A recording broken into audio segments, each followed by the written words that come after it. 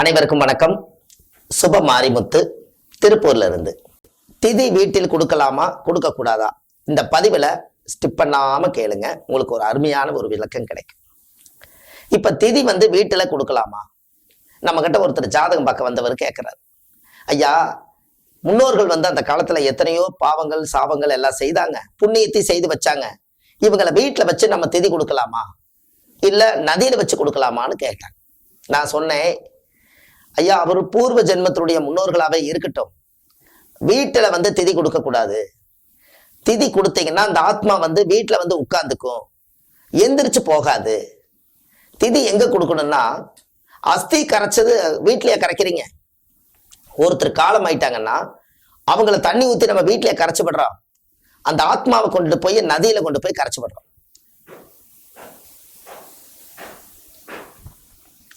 நதியில கொண்டு போய் கரைச்சு விடுறோம்.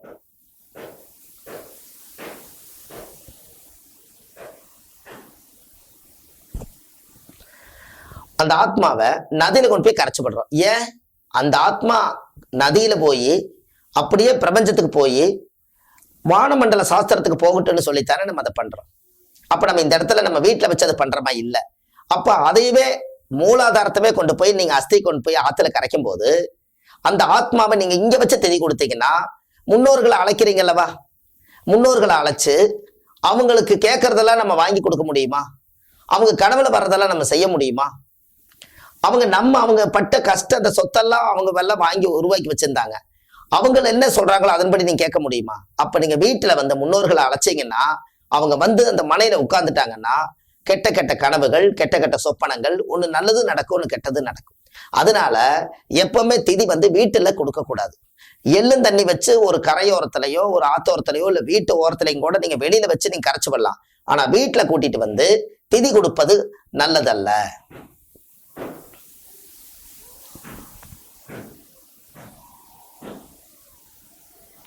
அப்போ அந்த திதியை நம்ம அப்படி கொடுக்க கூடாதுங்கிறோம்னா, இது பிரேத சாபம்.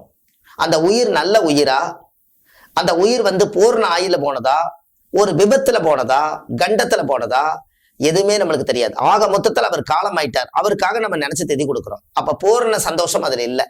அதனால முன்னோர்களை எல்லாமே ஆறு, குளம், நதி, கடல், கோவில், இந்த மாதிரி ஆலயம் ஓரத்துல நீங்க செய்து வரலாம். கண்டிப்பா திதி உங்களுக்கு சாதகமா இருக்கும்.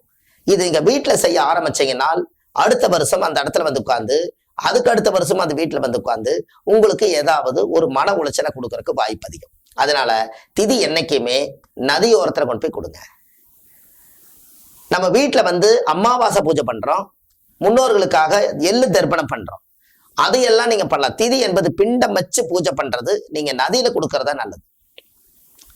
நீங்க வீட்டுல அவ்வளவு சீக்கிரம் கொடு சங்கல்பம் பண்ணலாம், ஆனால் பிண்டம் வச்சு பூஜை பண்ணி நம்ம வீட்டிலேயே கரைச்சு விடக்கூடாது.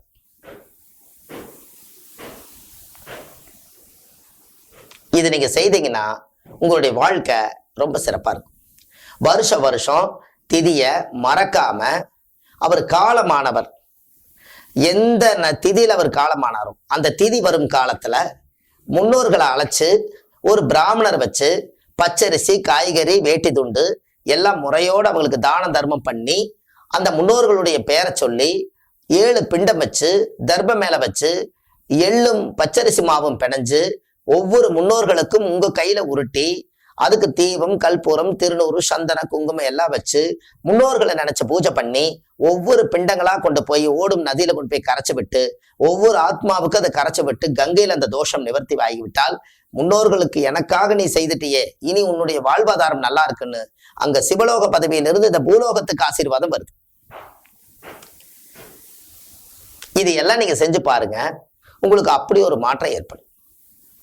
கண்டிப்பா இந்த திதி கொடுப்பதை வீட்டில் கொடுப்பதை விட ஒரு ஆலயம் ஓரம் நதியை கரையில் கொடுக்கலாம், 6 குளம் நதியில கொடுக்கலாம். இது வீட்டுல இது தவிர்க்கவும். இதை செய்துட்டு வாங்க. இந்த ஆத்மா சாந்தி பூஜை உங்களுக்கு ஒரு பெரிய அற்புதமான ஒரு விஷயமா இருக்கும். இந்த பதிவை எல்லாத்துக்கும் ஷேர் பண்ணுங்க, சப்ஸ்கிரைப் பண்ணுங்க. உங்களுடைய நல்ல ஒரு விதமான விஷயத்தை நீங்க தெரிஞ்சுக்கங்க. ஒவ்வொரு பதிவும் உங்களுக்கு நான் கொடுத்துக்கிட்டு இருக்கேன். இது முக்கியமான பதிவு. எல்லா மக்கள் வீட்டிலையும் இறப்பில்லாத வீடு ஏதும் இல்லை. புத்தர் அந்த காலத்திலே சொல்லியிருக்கார், ஒரு பழைய ரொம்ப கஷ்டமா இருக்குது, அந்த ரொம்ப கஷ்டமா இருக்கிறதுனால ஏன் எனக்கு மட்டும் அந்த கஷ்டம் வந்தது அப்படின்னு சொல்லி புத்தர்கிட்ட போய் ஒரு அம்மா கேட்டிருக்காங்க. அப்ப அவர் எல்லா கதையும் காதுல வாங்கிட்டு, சரி யார் வீட்டுல இறக்காத வீடோ அந்த இறக்காத வீட்டுல ஒரு கையகல இவ்வளவு கடுகு மட்டும் வாங்கிட்டு வாமா அப்படின்னு சொல்லிக்கிறாங்க. அங்க போய் பார்த்தா கடைசியில ஒவ்வொரு வீடா போகும்போது எங்க சித்தப்பா போயிட்டாரு, பெரியப்பா போயிட்டாரு, மாமா போயிட்டாரு, மச்சான் போயிட்டாரு, இத்தனையும் சொல்லி பார்க்கும்போது எல்லாத்து வீட்லயுமே நம்மளை விட இறப்பு அதிகமா இருக்குது, எவ்வளவு நம்மளை விட கொடுமை அதிகமா சொல்றாங்களே, அதை விட நம்ம கொடுமையை எவ்வளவோ பரவாயில்லைன்னு அந்த அம்மா புத்திரக்கட்டையும் வேலை அப்படியே வீட்டுக்கு போயிடுச்சா. அப்ப இறக்காத வீடு ஏதும் இல்லை. அதனால தர்ப்பணம் திதி கண்டிப்பா கொடுத்தே ஆகணும். அதனால இதை கொடுப்பதை நீங்க செய்ய வேண்டிய முறையை செய்யுங்க. உங்களுடைய வாழ்க்கையில ஒரு மிகப்பெரிய மாற்றம் ஏற்படும். அடுத்த பதிவில் உங்களை சந்திக்கிறேன். சுப மாரிமுத்து. நன்றி, வணக்கம்.